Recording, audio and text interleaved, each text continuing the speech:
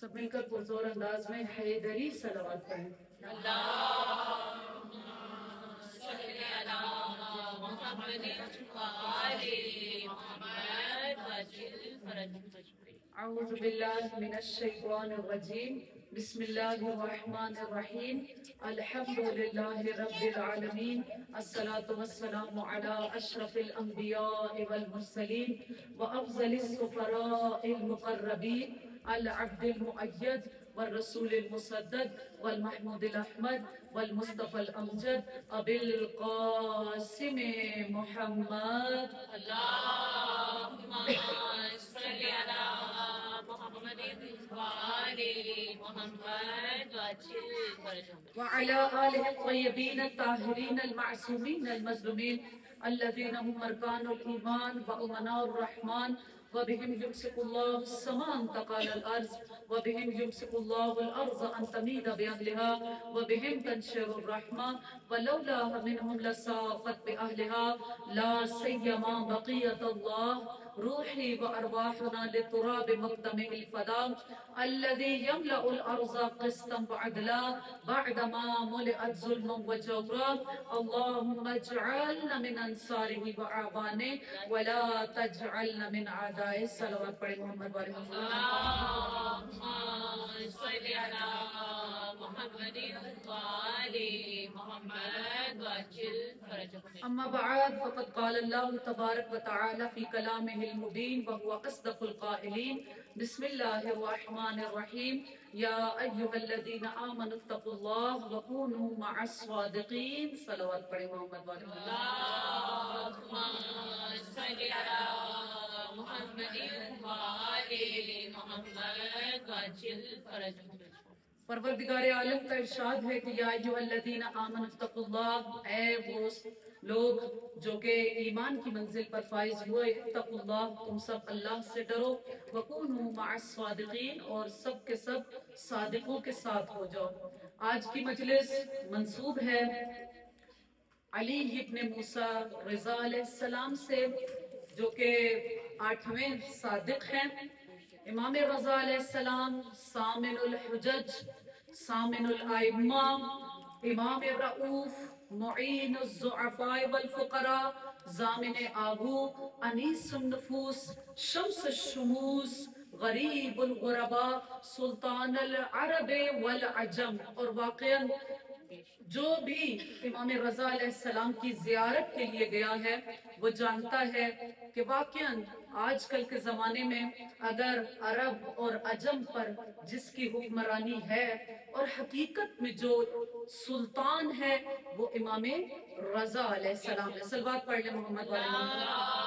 اللہم صلی علی محمد وآل محمد وعجل فرجهم۔ امام علیہ السلام کے مختلف القابات ہیں جو کہ روایات اور احادیث میں بیان ہوئے۔ امام علیہ السلام کو عالم آل محمد بھی کہا جاتا ہے، اور یہ خطاب کسی اور نے نہیں دیا، امام رضا علیہ السلام کے جد امام جعفر صادق علیہ السلام نے دیا۔ اللہم صلی علی محمد وآل محمد وعجل فرجهم۔ امام موسیٰ کاظم علیہ السلام نے اپنی تمام اولادوں کو جمع کیا، اور جمع کرنے کے بعد کیا کہا کہ دیکھو جو میرا فرزند رضا ہے، توجہ چاہوں گی پلیز، جو میرا فرزند رضا ہے، ہم سب جانتے ہیں کہ امام موسیٰ کاظم علیہ السلام کی 37 اولادیں ہیں، سب سے زیادہ جس امام کی اولادیں ہیں وہ امام موسیٰ کاظم علیہ السلام ہیں۔ امام علیہ السلام اپنے تمام فرزندوں کو جمع کرنے کے بعد کہتے ہیں کہ دیکھو جو میرا فرزند ہے رضا، وہ کون ہے؟ وہ عالم آل محمد ہے، اور میرے بابا یعنی امام جعفر صادق علیہ السلام نے اس کی ولادت سے پہلے اس کی خوشخبری دی کہ دیکھو اے موسیٰ کاظم، تمہارے صلب سے عالم آل محمد پیدا ہوں گے، کاش میں اس زمانے میں زندہ ہوتا اور میں ان کی زیارت کرتا۔ امام جعفر صادق علیہ السلام اپنے پوتے کے لیے کیا کہہ رہے ہیں کہ کاش میں ان کے زمانے میں ہوتا اور میں ان کی زیارت کرتا۔ صلوات پڑھیں محمد والے محمد۔ اللہم صلی علی محمد وآل محمد وعجل فرجهم۔ کیوں امام رضا علیہ السلام کو عالم آل محمد کہا گیا؟ جیسا کہ مرحوم کلینی نے کافی کے اندر لکھا ہے کہ تمام ائمہ علم میں اور شجاعت میں ایک جیسے ہیں. یعنی ہم کسی امام کے بارے میں یہ نہیں کہہ سکتے، توجہ، کسی امام کے بارے میں نہیں کہہ سکتے کہ اس کی علم، اس کی شجاعت دوسرے اماموں سے زیادہ ہے. ہاں، کافی کی حدیث کو آپ کے سامنے پیش کیا کہ تمام کے تمام ائمہ علم میں، شجاعت میں، تقویٰ میں، ہر چیز میں ایک جیسے ہیں. ہاں، ایک جیسے ہیں. پھر کیوں عالم آل محمد کا جو لقب ہے وہ صرف امام رضا علیہ السلام سے منسوب ہو گیا؟ ہر امام علم میں ویسا ہی ہے، شجاعت میں ویسا ہی ہے، تو کیوں صرف امام رضا علیہ السلام کو یہ کہا گیا کہ آپ عالم آل محمد ہیں؟ یہ اس وجہ سے کہ دیکھیے باقی تمام ائمہ کو اس طرح کا موقع نہیں ملا جیسا کہ امام رضا علیہ السلام کو ملا. 18,000 حدیثیں ہیں جو کہ امام رضا علیہ السلام سے منقول ہیں. اسی وجہ سے امام رضا علیہ السلام کو عالم آل محمد کہا گیا. ایک مرتبہ روایت کے کہتی ہے کہ مامون نے دربار کو سجایا ہوا ہے اور مختلف قسم کے یونانی طبیبوں کو، حکیموں کو، مختلف ڈاکٹرز کو بلایا ہوا ہے. وہیں پر وہ امام رضا علیہ السلام کو بھی بلاتا ہے.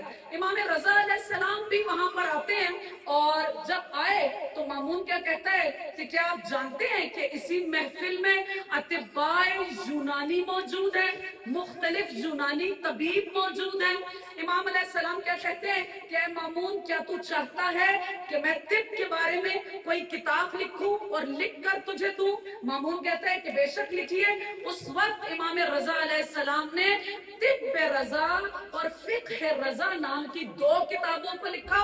جب مامون نے ان کتابوں کو پڑھا تو اس نے کیا کہا کہ یہ ایسی اعلیٰ کتابیں ہیں کہ حق ہے ان کتابوں کا کہ انہیں سونے کے پانی سے لکھا جائے. اسی لیے امام علیہ السلام کو کیا کہا جاتا ہے کہ آپ عالم آل محمد ہیں. رسول خدا صلی اللہ علیہ وسلم نے کسی کے لیے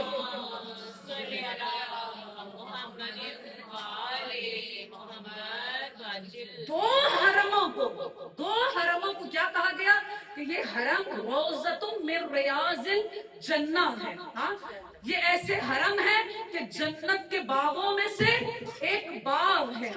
وہ کون سے 2 حرم ہیں؟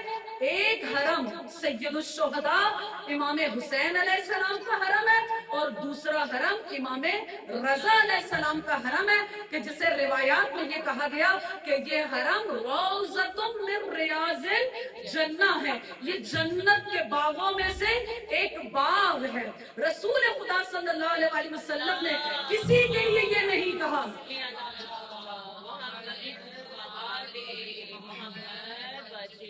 رسول خدا نے بھی 2 ہستیوں کے بارے میں کسی اور کے لیے ایسا نہیں کہا بضعۃ منی.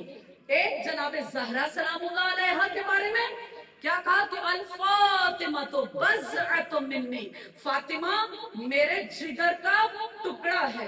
جس نے اسے ناراض کیا اس نے مجھے ناراض کیا، جس نے اسے راضی کیا بے شک اس نے مجھے راضی کیا. دوسرا کس کے لیے کہا؟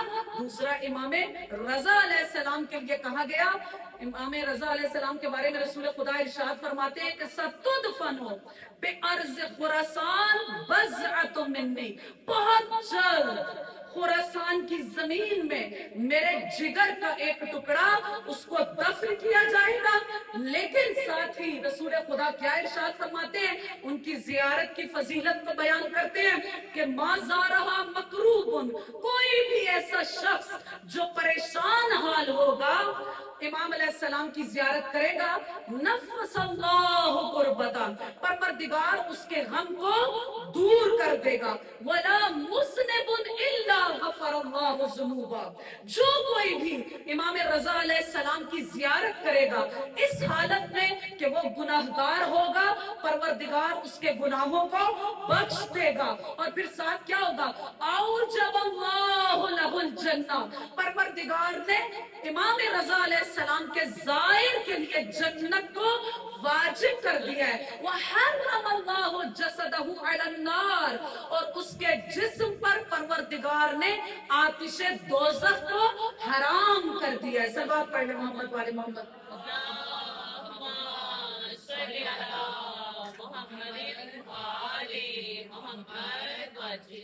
इमाम अलैहिस्सलाम को कहा जाता है कि आप कौन हैं? करीम अहले बैत हैं।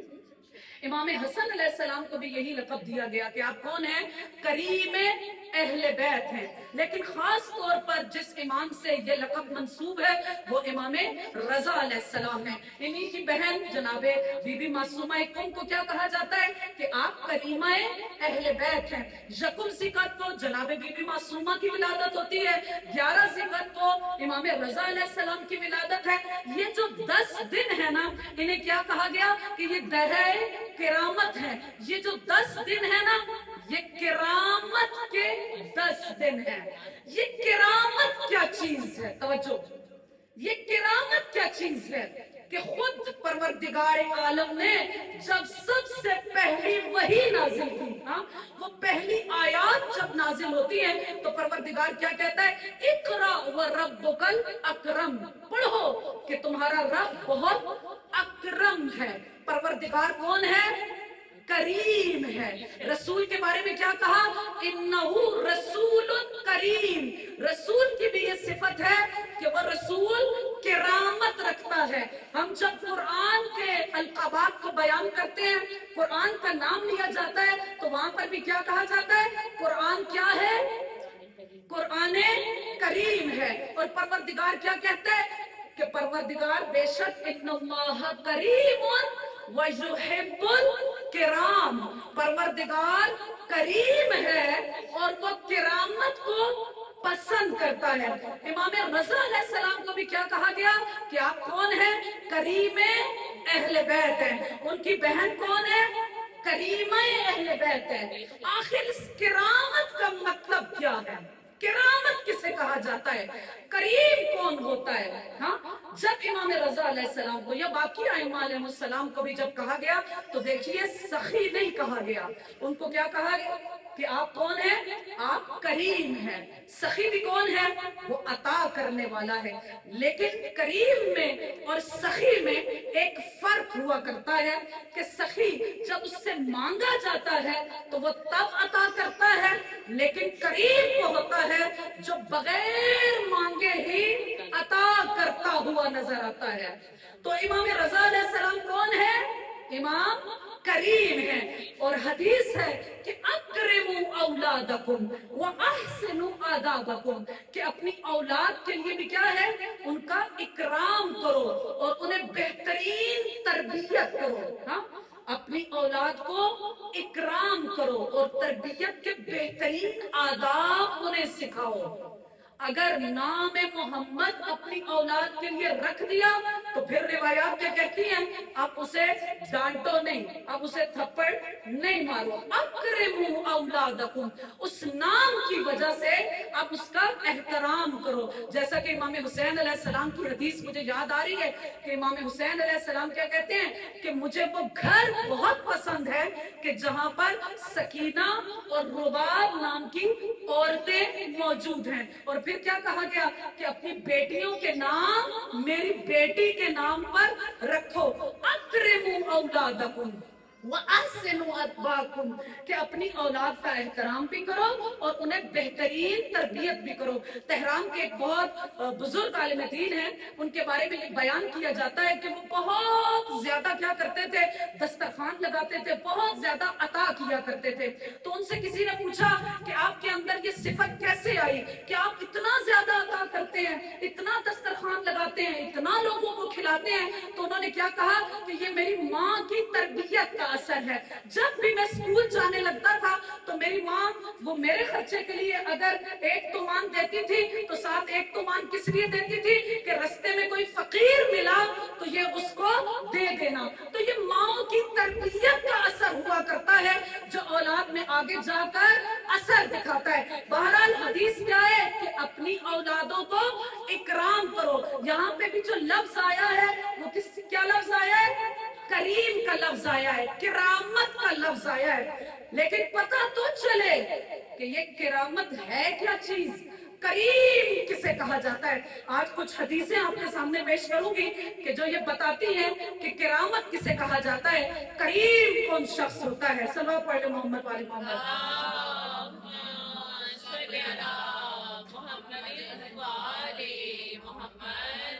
हदीस है कि करीम कौन होता है, कहा कि अल करीम जरा मकारिम अफलाक अफआलिही अलैहि दैनन मा यक़ज़ीहि, कि वो जो भी नेकी करता है उस नेकी को अपने ऊपर कर्ज समझता है।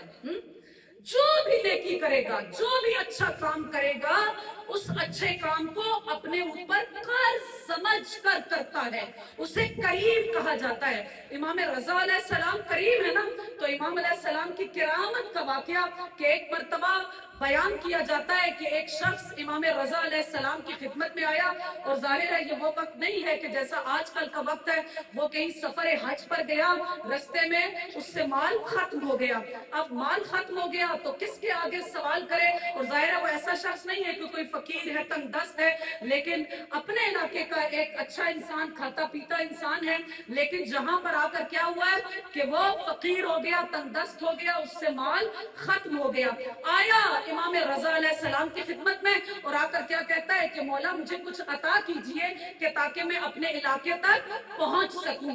इमाम और साथ क्या कहता है कि जब मैं अपने इलाके में पहुंच जाऊंगा तो मैं क्या करूंगा, जो माल आप मुझे अता करेंगे ना, वो माल मैं आपकी तरफ से लोगों को सदका कर दूंगा। जाहिर है कि मसलन मेरे लिए पॉसिबल नहीं है कि मैं वहां से दोबारा वापस आऊं और आकर आपको वो माल अता करूं, लेकिन मैं क्या करूंगा कि मैं उसी माल को अपने इलाके में आपकी तरफ से उस माल को सदका कर दूंगा।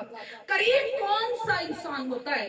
देखिए यही किरामत इमाम हुसैन अलैहिस्सलाम के अंदर भी नजर आती है, और यही किरामत इमाम रज़ा अलैहिस्सलाम के अंदर भी नजर आती है। इमाम रज़ा अलैहिस्सलाम उठकर अपने कमरे में गए, हुजरे में गए और अपने गुलाम को आवाज देते हैं। गुलाम जब आया तो इमाम रज़ा अलैहिस्सलाम ने अपने चेहरे को छुपाया और क्या कहा कि ये माल जाकर उस शख्स को दे दो और उससे कहना कि वापस करने की जरूरत नहीं है, ना ही सदका करने की जरूरत है।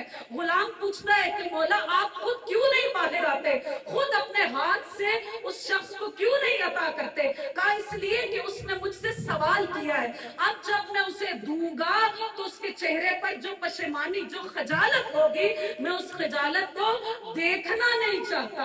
यही किरामत इमाम हुसैन अलैहिस्सलाम के अंदर नजर आती है कि रिवायात क्या कहती हैं, जब भी मौला से सवाल किया जाता था, इमाम अलैहिस्सलाम उस सवाली को अता करना चाहते थे तो इमाम अलैहिस्सलाम कैसे अता करते थे? दरवाजे के पार्ट को बंद कर देते थे और सिर्फ अपने हाथ को बाहर निकालते थे।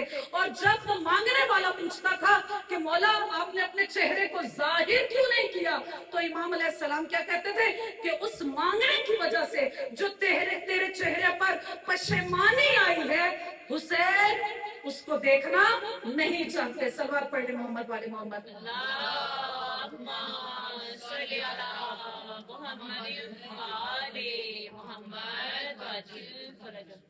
फिर करीम की पहचान क्या है?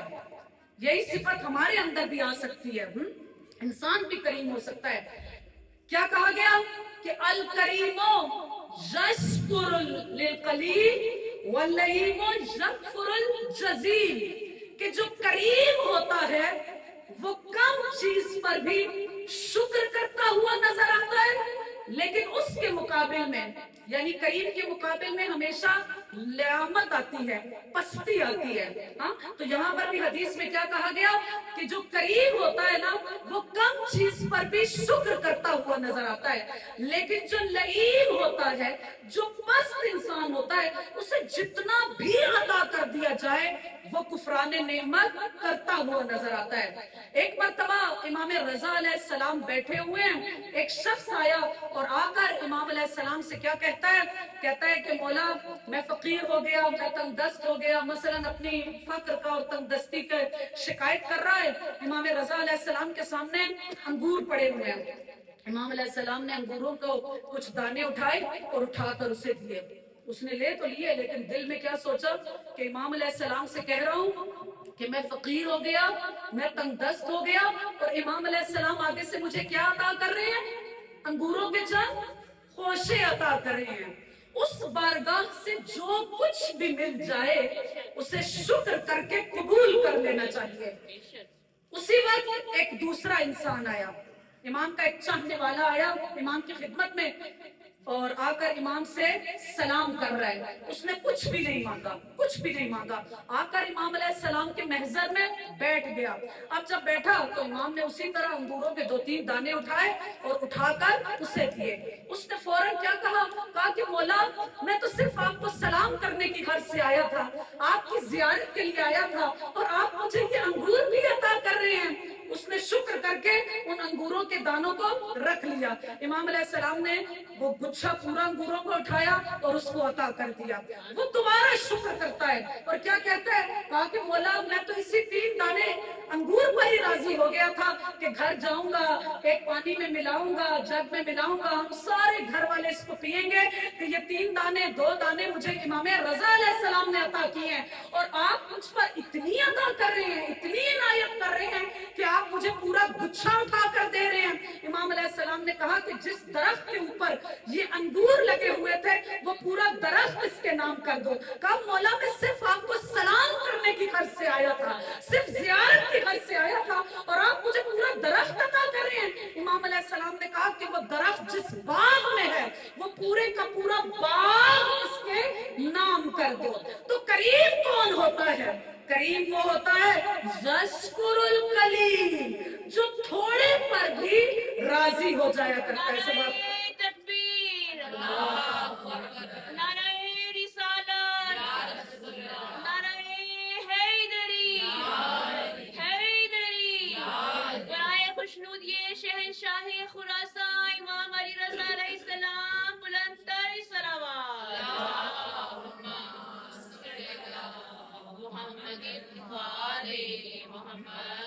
ائمہ علیہ السلام پر یقین رکھنا چاہیے کہ اگر ہم ان سے کچھ سوال کریں گے تو امام علیہ السلام ہمیں عطا کریں گے۔ ہم کبھی بھی اپنے دل میں شک کو نہیں لانا، بلکہ ائمہ علیہ السلام کی اس کرامت پر یقین رکھنا ہے کہ اگر کوئی ان سے سوال کرے گا تو بے شک وہ عطا کریں گے۔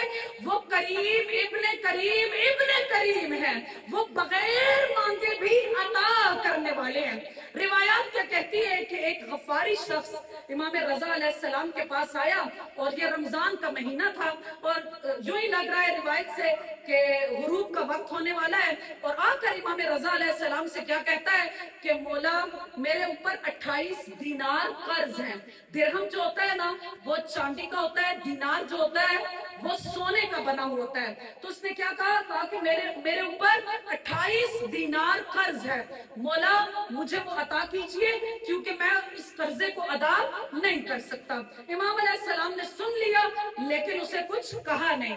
ادھر سے مغرب کی اذان ہونا شروع ہو گئی۔ امام رضا علیہ السلام نے کیا کہا کہ آؤ دونوں مل کر نماز پڑھتے ہیں۔ نماز پڑھ کر جب آئے تو امام نے اس کے ہاتھ کو پکڑ کر اپنے گھر لے کر آئے، اور کیا کہتے ہیں کہ چلو بیٹھ کر افطار کر لیتے ہیں۔ افطار کیا، افطار کے بعد امام رضا علیہ السلام نے بیٹھ کر اس سے اس کے علاقے کے حالات کو پوچھنا شروع کر دیا۔ بتاؤ تمہارے علاقے کے گورنر کا کیا حال ہے، وہ کیسا ہے، مومنوں کے ساتھ ہمارے شیعوں کے ساتھ کیسا ہے، مختلف قسم کی باتیں کرنا شروع کر دی۔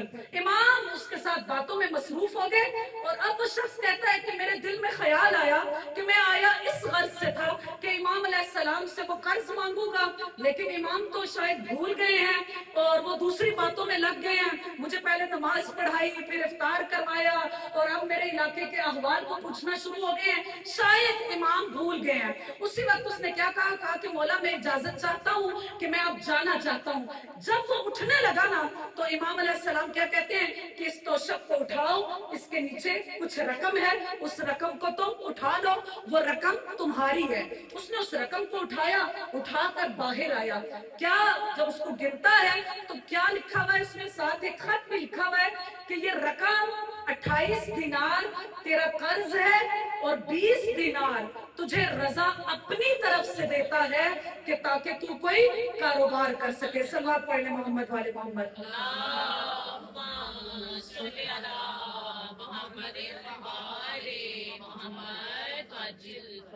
پھر اگلی نشانی کریم انسان کی کیا ہے کہ کریم کون ہوتا ہے؟ کہا گیا کہ الکریم یتغافل وینخدع، کہ کریم دوسروں کی غلطیوں سے غفلت کرتا ہے، چشم پوشی کرتا ہے. فوراً ایسا نہیں ہے کہ کسی نے کوئی غلطی کی ہو تو فوراً اس کو وہاں پر سزا دے دے. وَيَنْخَدِعُ، اور اسی اپنی کرامت کی وجہ سے وہ بعض اوقات دھوکہ بھی کھا لیتا ہے.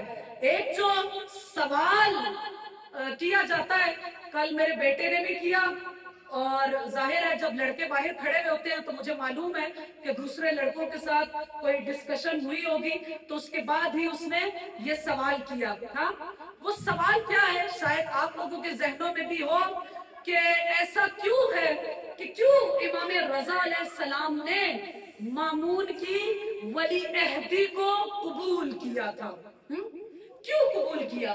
حالانکہ ایسا بھی تو ہو سکتا ہے جس طرح کے امام حسین علیہ السلام نے بیعت سے انکار کر دیا. یہ بیٹے کا سوال ہے، اور شاید آپ لوگوں کے ذہن میں بھی یہی ہو کہ امام حسین علیہ السلام نے، وہی جو ہمارے ذہنوں میں ایک تصور ہے کہ بعض امام جو ہے وہ شجاعت رکھتے ہیں، بعض امام ویسی شجاعت نہیں رکھتے. ابھی آپ کی خدمت میں عرض کیا کہ ائمہ علیہ السلام علم میں، شجاعت میں، تقوی میں، پرہیزگاری میں، ذکاوت میں، ہر چیز میں برابر ہے. جس امام کو جیسا جیسا موقع ملا وہ اس کے مطابق اپنی ذمہ داریوں کو ادا کرتا رہا ہے. اب یہاں پہ بھی یہی سوال ہے کہ کیوں امام رضا علیہ السلام نے مامون کی ولی عہدی کو قبول کیا؟ حالانکہ ایسا بھی ہو سکتا ہے نا کہ امام علیہ السلام اس کی ولی عہدی کو قبول نہ کرتے. خود امام رضا علیہ السلام سے بھی یہی سوال پوچھا گیا. امام علیہ السلام نے اس کا جواب کیسے دیا؟ دیکھیے کہ جیسے امام علی علیہ السلام کے زمانے میں خوارج موجود تھے جو کہ امام علی علیہ السلام کو صحیح نہیں سمجھتے تھے، انہوں نے امام علی علیہ السلام کو واجب القتل سمجھا، اور آخر ایک خارجی کے ہاتھوں ہی امام علی علیہ السلام کی شہادت ہوئی. خارجی یعنی جو دشمن علی علیہ السلام ہے، خارجی یعنی جو دشمن اہل بیت علیہ السلام ہے. صرف امام علی علیہ السلام کے دور میں خارجی موجود نہیں تھے، آج کل کے دور میں بھی یہ طالبان، القاعدہ اور یہ جو سب کچھ ہے، یہ کیا ہے؟ یہ انہی خوارج کی وہ نجس نسلیں موجود ہیں جو کہ محبان اہل بیت پر ظلم کرتی ہوئی نظر آتی ہیں. بہرحال امام رضا علیہ السلام کے دور میں بھی اسی طرح خارجی موجود ہیں، اور وہ امام رضا علیہ السلام کے اوپر اعتراض کرتے ہوئے نظر آتے ہیں. کچھ خارجی آئے جب امام علیہ السلام خراسان میں آئے. امام علیہ السلام کی زندگی کا صرف 3 سال امام علیہ السلام نے خراسان میں گزارے کہ جب آپ کو مامون نے اپنی ولی عہدی کے لیے بلایا آپ خراسان مشرق میں آئے، 3 سال گزارے ہیں. اس سے پہلے 52 سال امام رضا علیہ السلام مدینہ میں رہے ہیں. بہرحال یہ واقعہ مشہد کا ہے، خراسان کا ہے کہ جب امام علیہ السلام کو ولی عہدی کے طور پر خراسان میں بلایا جا چکا ہے. کچھ خارجی امام رضا علیہ السلام کی خدمت میں آئے اور انہوں نے خنجر لیے ہوئے ہیں، اور خنجر بھی ایسے کہ جن کو زہر آلود کیا ہوا ہے. چھپایا انہوں نے اپنے آستینوں کے اندر، اپنے لباس کے اندر، اور آئے کہ امام رضا علیہ السلام سے یہ سوال کریں کہ آپ نے کیوں مامون کی ولی عہدی کو قبول کیا ہے. جب یہ امام رضا علیہ السلام کی خدمت میں آئے تو اس سے پہلے کہ یہ کوئی بات کرتے تو امام علیہ السلام نے کیا کہا کہ وہ جو خنجر تم نے اپنی لباس میں چھپائے ہوئے ہیں ان خنجروں کو نکال لو. جب خنجروں کو نکال لیا تو پھر امام رضا علیہ السلام کیا کہتے ہیں کہ جو سوال تم پوچھنے آئے ہو اس سے پہلے کہ تم پوچھو میں خود تمہیں بتاتا ہوں کہ تم کون سے سوال لے کر آئے ہو. کہا کہ بالکل جا امام رضا علیہ السلام آپ بتائیے کہ ہم کیا سوال لے کر آئے ہیں. کہا کہ تم یہی سوال لے کر آئے ہو کہ میں نے مامون کی ولی عہدی کو کیوں قبول کیا ہے. تو سنو, کہا امام رضا علیہ السلام نے کہ سنو, میرا یہ ولی عہدی قبول کرنا حضرت یوسف علیہ السلام کے عمل کی طرح ہے. یوسف علیہ السلام جس دور میں تھے وہ عزیز مصر امام یوسف علیہ السلام اور یعقوب علیہ السلام کے دین پر نہیں تھا. ہم سب جانتے ہیں کہ وہ مسلمان نہیں تھا. اس کے باوجود جناب یوسف علیہ السلام نے اس کا خزانچی ہونا قبول کیا. کیوں قبول کیا؟ قرآن کی آیت کیا کہتی ہے؟ انی حفیظ علیم, میں تمہاری حفاظت کرنے والا ہوں اور میں جاننے والا ہوں.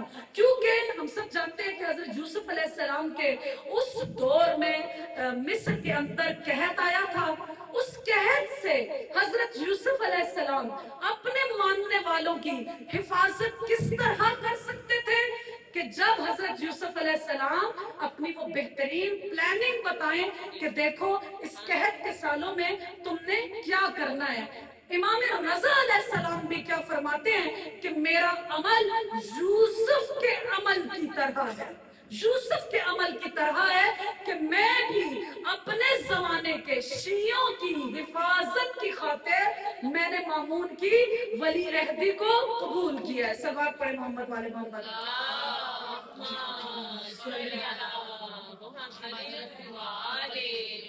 کریم کون ہوتا ہے؟ توجہ, کریم کون ہوتا ہے؟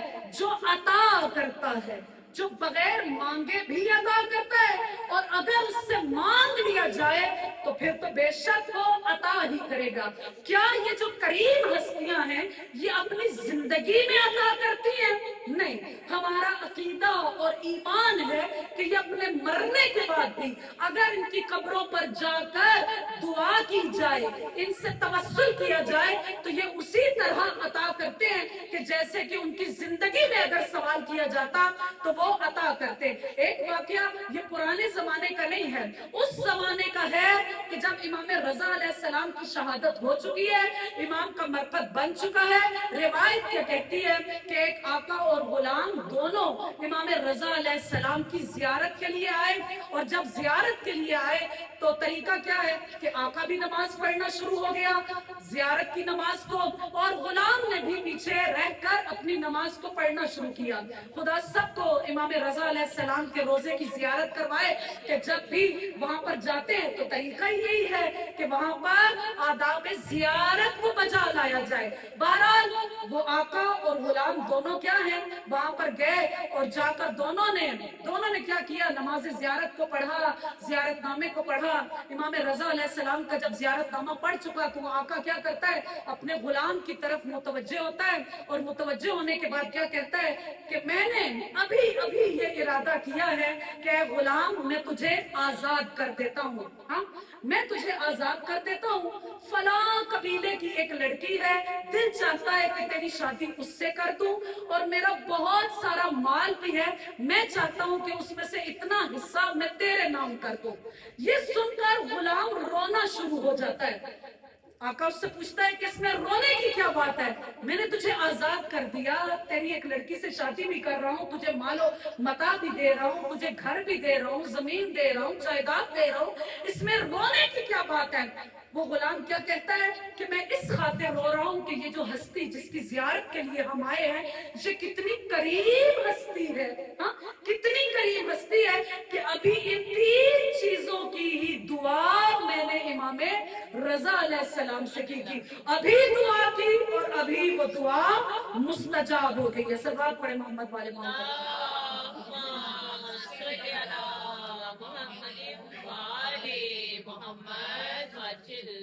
ہر امام اپنے شیعوں کو پہچانتا ہے, چاہے وہ شیعہ امام علیہ السلام کے علاقے کے ہوں یا امام کے علاقے کے نہ ہوں. چونکہ ہر شیعہ, ہر مومن امام کے چاہنے والے کے اعمال پیر اور جمعرات کے دن امام کے حضور پیش کیے جاتے ہیں۔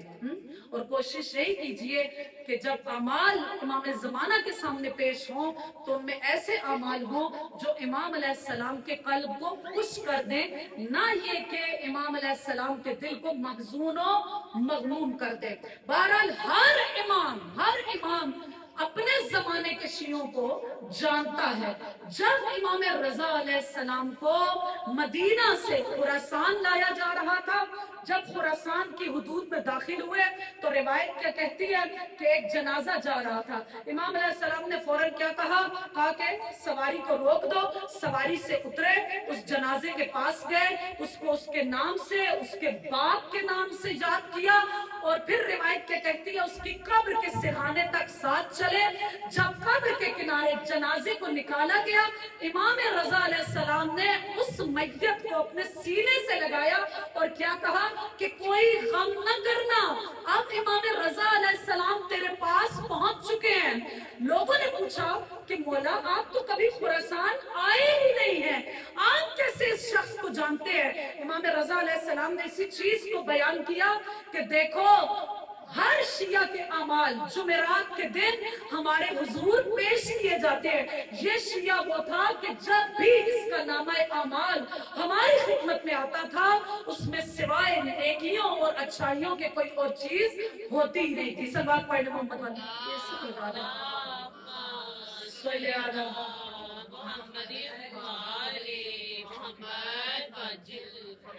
ایک اور چیز کہ کرامت کسے کہا جاتا ہے، ہم انشاءاللہ کہ کرامت کی یہ خصوصیات ہم اپنے اندر پیدا کریں گے۔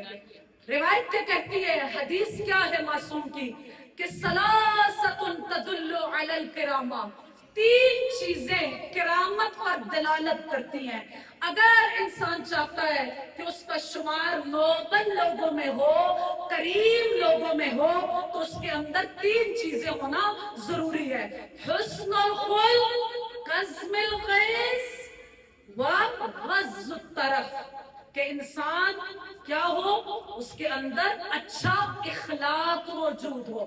سب سے پہلی چیز جو کریم انسان کے اندر ہوتی ہے وہ کیا ہے کہ اس کے پاس ایک اچھا اخلاق موجود ہوتا ہے۔ ہم سمجھتے ہیں، دیکھیے اسلام جو ہے نا، اس کے اندر کیا ہے، عقائد ہیں، عبادات ہیں، اور تیسری چیز کیا ہے، تاج ہوتا ہے۔ اللہ اکبر، اللہ اکبر۔ میرے معنی کیا آج سے تو دنیا میں بھی کم۔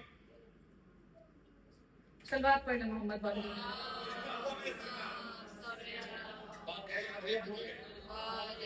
یاد ہے جن لوگوں کو یاد ہے، صلوات پڑھیں محمد والی۔ صلوات۔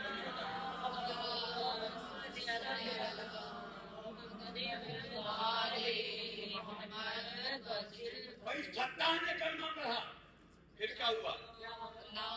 فتح نے کلمہ پڑھا، فضل نے کلمہ پڑھا، فضل نے کلمہ پڑھا تو لشکر نے کلمہ پڑھا۔ تعجب کس بات کی؟ جب علمدار ہی مسلمان ہو گیا تو لشکر۔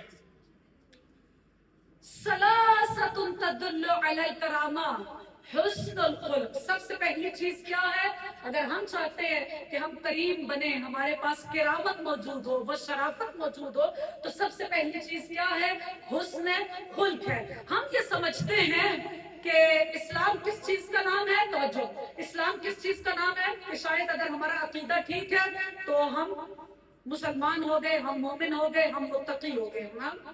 اگر ہم نے چند عبادات کو انجام دے لیا تو کیا ہے کہ ہم تو پکے ہی مومن ہو گئے۔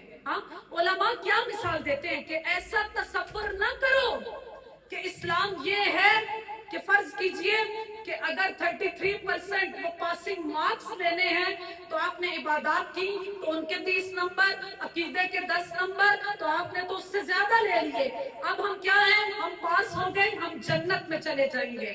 لیکن کیا کہا گیا کہ نہیں، ایک تیسری چیز بھی ہے جسے حسن اخلاق کہا جاتا ہے۔ اگر کسی انسان کے پاس اخلاق موجود نہیں ہے تو یوں سمجھیے کہ اس کی इबादत, उसके अकीदे, उसके अमल का कोई फायदा ही नहीं है। मसलन मिसाल दूं कि जैसे अगर गिबत कर दी तो जितने अमाल कर दिए वो सारे के सारे क्या हैं, वो जाया हो गए। अगर हसद कर लिया तो हसद के बारे में क्या है कि हसद जो है वो नेकियों को इस तरह खा जाता है कि जैसे आग सूखी लकड़ियों को खा जाती है। अगर मोमिन के बारे में कीना रख लिया तो इबादत भी करते रहे, तस्बीहात को पढ़ते रहे, तो फिर उसका कोई फायदा नहीं है। अगर अकीदा भी है, अमाल भी है, अफआल भी अंजाम दे रहे हैं, तो उसके साथ जो तीसरी चीज होनी चाहिए वो क्या है, वो हुस्न अखलाक है। सलासतुन तदुल्लु अलल किरामा, तीन चीजें किरामत पर दलालत करती है। उनमें से क्या है कि हुस्न खुल्क, इंशाअल्लाह जो बाद में आने वाली चीजें उनकी डिटेल फिर कभी बताएंगे, वक्त ज्यादा ना हो जाए।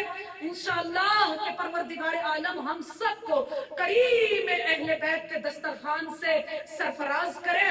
इमाम अलैहिस्सलाम का लक़ब क्या है, अभी शुरू में ही बताया कि इमाम कौन है, सुल्तान अल अरब वल अजम है। इमाम अलैहिस्सलाम का लक़ब क्या है कि आप अरब व अजम के सुल्तान है। लेकिन इसके साथ साथ इमाम को एक और लक़ब भी मिला कि आप कौन हैं, आप गरीबुल गुरबा हैं। जैसी गुर्बत इमाम रज़ा अलैहिस्सलाम ने देखी है वैसी किसी ने नहीं देखी। मासूम से सवाल किया गया कि क्यों इमाम रज़ा अलैहिस्सलाम को गरीबुल गुरबा कहा जाता है, तो जवाब क्या दिया गया, कहा कि नजफ में देखो इमाम अली अलैहिस्सलाम की जरी में आदम और नूह मौजूद है, हुसैन के पास अकबर और असगर और कासिम और अब्बास मौजूद है। इमाम क्या कहते हैं, मेरे बाबा के पास मेरा अपना फर्जंद तक ही मौजूद है, लेकिन मैं गरीबुल गुरबा हूँ, अपने वतन से दूर खुरासान की सरजमीन पर अकेला जो सोया हुआ इंसान है उसे गरीबुल गुरबा इमाम रज़ा अलैहिस्सलाम कहा जाता है। देवल इमाम का पसंदीदा शायर एक मर्तबा इमाम अलैहिस्सलाम की खिदमत में आया और आकर क्या कहता है, कहा कि मौला मैं आपके जद का मरसिया लिख कर लाया हूँ, वो मरसिया आपकी खिदमत में पेश करना चाहता हूँ। इमाम रज़ा अलैहिस्सलाम क्या कहते हैं, देवल रुक जाओ थोड़ी देर के लिए। इमाम अलैहिस्सलाम ने क्या किया, पर्दे को आवेजा किया, इस तरफ मस्तूरात को बिठाया, इधर मर्द हजरात बैठे। अब इमाम रज़ा अलैहिस्सलाम क्या कहते हैं, ऐ देवल अब उस मरसिये को कहना शुरू करो। अब जब देवल ने मरसिया पढ़ना शुरू किया, देवल ने क्या कहना शुरू किया, ओ जन्नतुल बकी में सोने वाली फातिमा, जरा आओ करबला में जरा आकर देखो कि आपकी औलाद के मकतल सजा हुआ है। ऐसा लग रहा है कि आसमान से सितारे गिर गिर कर टूट टूट कर गिर रहे हैं। अरे देखो कि कासिम का बदन टुकड़ों में बच चुका है, अली अकबर के सीने में बर्छी का नेज़ा लग चुका है। और देखिए फातिमा जरा नशेब में आइए कि वहां नशेब में आपके फर्जंद की टुकड़ों में बटी हुई लाश पड़ी हुई है। देवल ने मरसिये को खत्म किया। अब इमाम रज़ा अलैहिस्सलाम क्या कहते हैं, कहा ए देवल इसमें दो और शेर का इजाफा कर ले और मेरी जद्दा को मुखातिब करके कहे कि ऐ जद्दा जरा खुरासान में भी आकर देखिए कि आपके एक बेटे को जहां पर दफन किया जाएगा। वो पूछता है देवल कि मौला खुरासान में सैयदा का कौन सा फर्जंद दफन किया जाएगा। इमाम रज़ा अलैहिस्सलाम ने रोते हुए इरशाद फरमाया, ऐ देवल इसी खुरासान की सरजमीन में मुझे जहर मिलेगा, मैं यहाँ पर अकेला दफन किया जाऊंगा। अजरुकुम इंदल्लाह। इमाम रज़ा अलैहिस्सलाम की शहादत कैसे हुई है, अबू सल्म को इमाम अलैहिस्सलाम वसीयतें करते हैं कि देखो मुझे मामून ने बुलाया है, ऐ अबू सल्म जब मैं वहां से वापस आऊं ना तो अगर मेरे सर पर चादर हो तो देखो मुझसे सवाल न करना, और अगर मेरा सर नंगा हो तो हाँ तुझे इजाजत है कि तू सवाल कर सकता है। इमाम रज़ा अलैहिस्सलाम ने मामून को बुलाया है। मामून के जब सामने गए, मामून के सामने कुछ अंगूर पड़े हुए हैं। मामून क्या कहते हैं, मौला इन अंगूरों से कुछ बना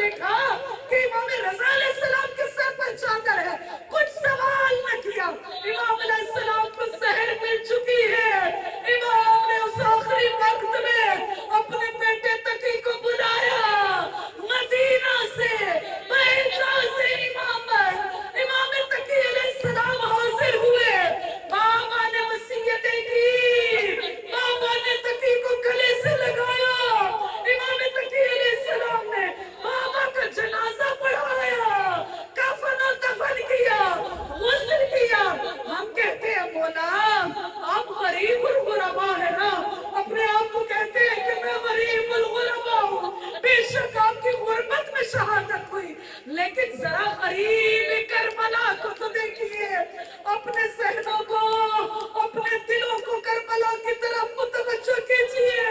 ہائے میرے مولا حسین، ارے کتنے غریب ہیں، آخری وقت میں بیٹے سے ودا کرتے ہیں، غش میں پڑے ہوئے سجاد کو اٹھایا. اے سجاد، بابا کا آخری سلام. سجاد نے غش سے آنکھوں کو کھولا. اے بابا چچا عباس کیا ہوئے؟ اے بابا اکبر علی اصغر کیا ہوئے؟ امام حسین علیہ السلام نے سارے مقتل کو ایک جملے میں بیان کیا. اے سجاد، مردوں میں یا تو بچا ہے یا میں بچا ہوں. اسی وقت امام سجاد پر دوبارہ غشی طاری ہوئی، اور جب غش سے ہوش آیا تو کیا دیکھا؟ نو کے نیزہ پر سر امام حسین علیہ السلام بلند. سجاد نے سلام کرنا شروع کیا. السلام علیکم یا ابا عبداللہ الحسین. او میرے مظلوم بابا، او میرے پیاسے بابا. آپ کو سجاد سلام کرتا ہے. السلام علیکم یا ابا عبداللہ. لیکن جہاں پر ہی مظالم ختم نہیں ہوئے، لوگ ہم سے پوچھتے ہیں کہ شیعہ اتنا روتے کیوں ہیں. ارے ہمیشہ سوچتے ہوں کہ اگر کوئی کربلا کو تصور کر لے تو ہم بھی یہ کیوں نہیں کہتے کہ اے شیعہ تم مر کیوں نہیں جاتے ہیں. ارے گریہ کر کر کے ہر شیعہ کا یہ حال ہونا چاہیے. اجرکم عند اللہ، اجرکم عند اللہ. امام سجاد خود بیان کرتے ہیں، ادھر غش سے میری آنکھیں کھلی، پردہ ہٹا، میں نے نو کے نیزوں پر اپنے بابا کے سر کو دیکھا. لیکن جہاں پر مظالم ختم نہیں ہوئے، امام سجاد کیا کہتے ہیں؟ میں نے ایک اور منظر کو دیکھا. وہ منظر کیا ہے؟ گھوڑوں کی نال بندی کی جا رہی ہے. کس غرض سے؟ لاشوں کو گھسیٹا جا رہا ہے، ایک مرتبہ مقتل میں رکھا جا رہا ہے. ارے فضہ در خیمہ پر کھڑی ہے، بی بی کو احوال بتاتی جا رہی ہے. کیا کہہ رہی ہے؟ اے زینب آقا ساتھی، گھوڑوں کی نال بندی ہو رہی ہے، ابھی لاشوں کو گھسیٹ کر مقتل میں رکھا جا چکا ہے، گھوڑوں کو دوڑایا گیا. زینب ابھی خیمے کے اندر ہے، گھوڑوں کو دوڑایا جا رہا ہے. لیکن ایک مرتبہ گھوڑے رک گئے. بی بی فضہ سے پوچھتی ہے، اے فضہ بتاؤ مقتل میں کیا ہو رہا ہے؟ کیوں کہ چلتے ہوئے گھوڑے رک گئے؟ فضہ کیا کہتی ہے؟ اے بی بی سن سکو گی، ہور کا قبیلہ آ گیا، ہم ہور کی لاش کو پامال نہیں ہونے دیں گے. ارے ہور کے قبیلے نے لاش ہور کو اٹھا لیا. اجرکم عند اللہ. پھر ایک مرتبہ جب ہور کی لاش کو اٹھا لیا گیا نا، پھر ایک مرتبہ گھوڑوں کو دوڑایا گیا. جب گھوڑوں کو دوڑایا گیا، پھر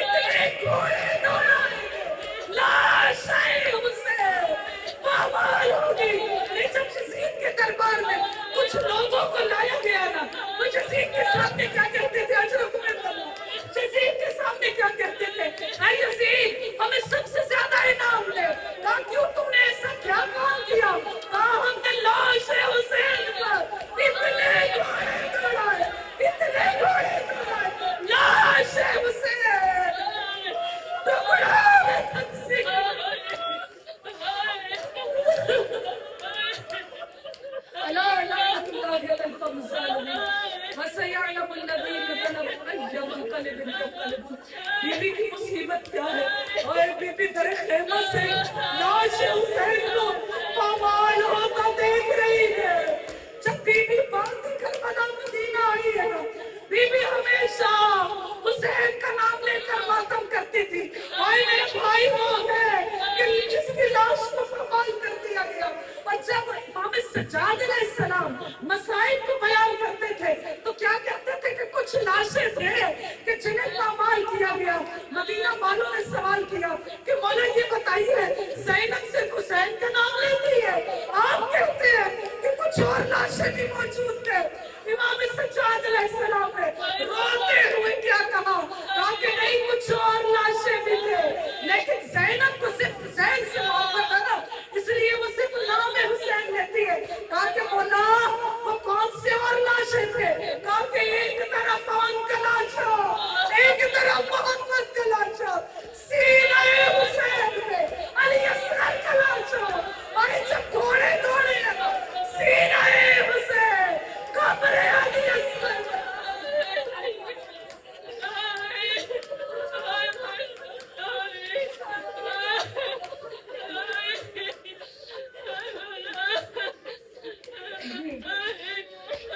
इन्हीं आंसुओं के साथ, इसकी टूटे हुए दिल के साथ दुआ कीजिए। परवरदिगार तुझे मसाइब इमाम हुसैन अलैहिस्सलाम का वास्ता, तुझे ज़ैनब की मुसीबत का वास्ता, ऐ परवरदिगार न जाने ज़ैनब के 72 कदम से अपने भाई के लाशें को पामाल होते हुए कैसा देखा होगा। परवरदिगार तुझे मसाइब हुसैन का वास्ता, परवरदिगार हमारी इस मजलिस में शर्फ़ की कबूलियत अता करना। परवरदिगार सब दुआओं को मुस्तजाब करना। ये दुआ की कबूलियत का वक्त है।